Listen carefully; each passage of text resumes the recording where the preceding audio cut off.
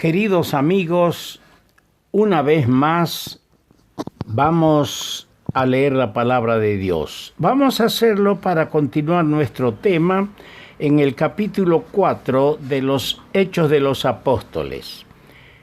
Hechos de los Apóstoles, capítulo 4, versículo 4. Pero muchos de los que habían oído la palabra creyeron, y el número de los varones era como 5,000. Hasta aquí con la lectura de la palabra de Dios. En el libro del profeta Habacuc, en el capítulo 3, versículo 2, se registran estas palabras. Es una plegaria del profeta. Oh Jehová, aviva tu obra en medio de los tiempos. Esta debería ser una oración frecuente de cada redimido que tiene pasión por las almas perdidas. Debería ser un tema de las plegarias de toda reunión de oración de cada asamblea o congregación.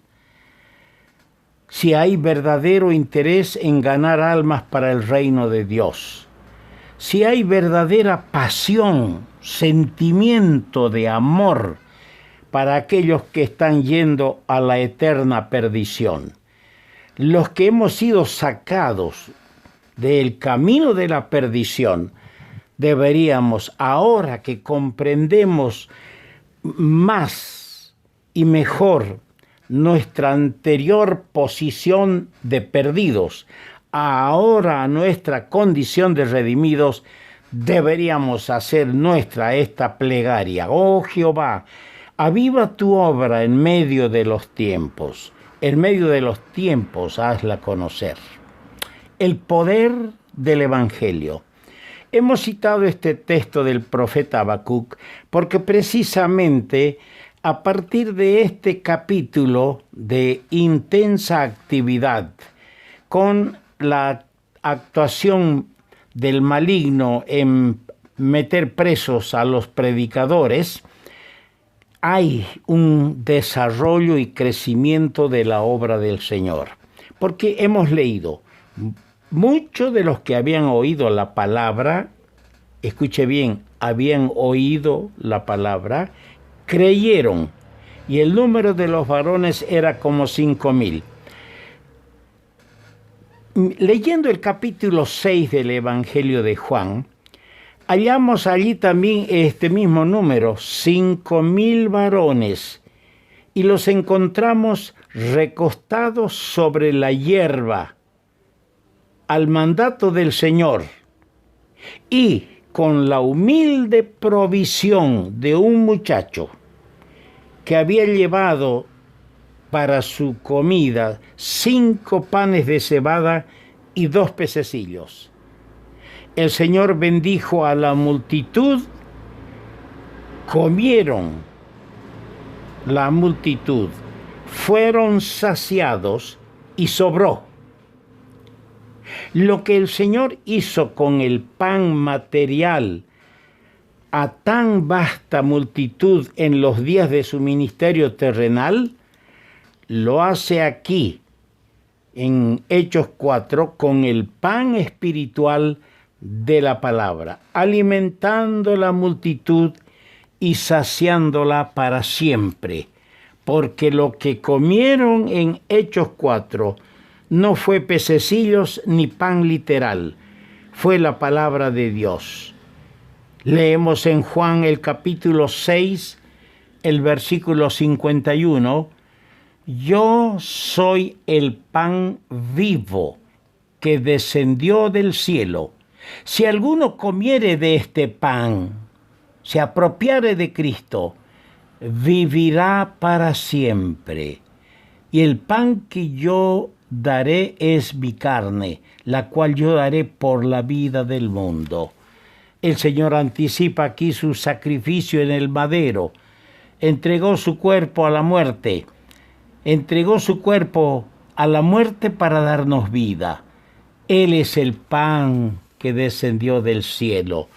Por eso el que se alimenta como aquellos 5.000 en el capítulo 4 de los Hechos de los Apóstoles, creyeron, se alimentaron de Cristo y fueron salvos para siempre. Es de notar en el libro de los Hechos los sucesivos aumentos de las conversiones. Por lo menos vamos a ver 7 casos de cómo se va desarrollando progresivamente la obra de Dios. Primero, en el día de Pentecostés, Hechos capítulo 2, versículo 41, dice, se añadieron aquel día como 3.000 personas. A las 120 personas que estaban en el aposento donde nació la iglesia, se añadieron por la prédica ese día 3.000 personas. Y en Hechos, el capítulo 2, versículo 47, en segundo lugar, por supuesto, leemos esto: y el Señor añadía cada día a la iglesia. Diariamente había conversiones. Caramba, cómo quisiéramos ver, aunque no diariamente, por lo menos cada vez que se predica el Evangelio, conversiones de almas que están yendo al infierno, almas preciosas para el Señor, que deben ser salvadas, libradas del enemigo. Diariamente el Señor añadía los que habían de ser salvos. Nótese lo que dice el texto bíblico. Y el Señor añadía.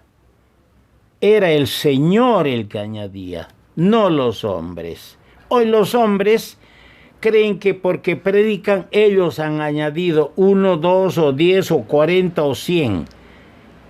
Ya son, algunos los toman como de su propiedad.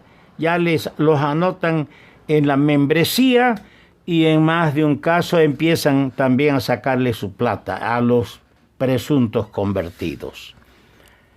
En tercer lugar, en Hechos, lo que acabamos de leer, capítulo 4, verso 4, después de Pentecostés, muchos de los que habían oído, eso hemos leído, ¿no? Muchos de los que habían oído la palabra creyeron. Y el número de los varones era como 5.000. Se observa el orden escritural en la conversión. Primero oyeron la palabra, luego creyeron. La fe es por el oír, y el oír por la palabra de Dios, dice en Romanos capítulo 10, versículo 17. En cuarto lugar,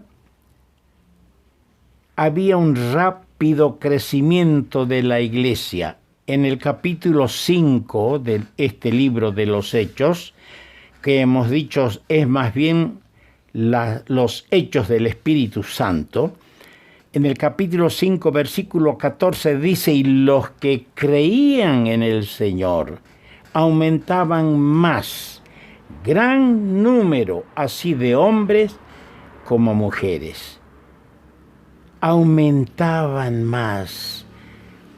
Que el Señor nos permita ver ese aumento, ese crecimiento de verdaderos convertidos.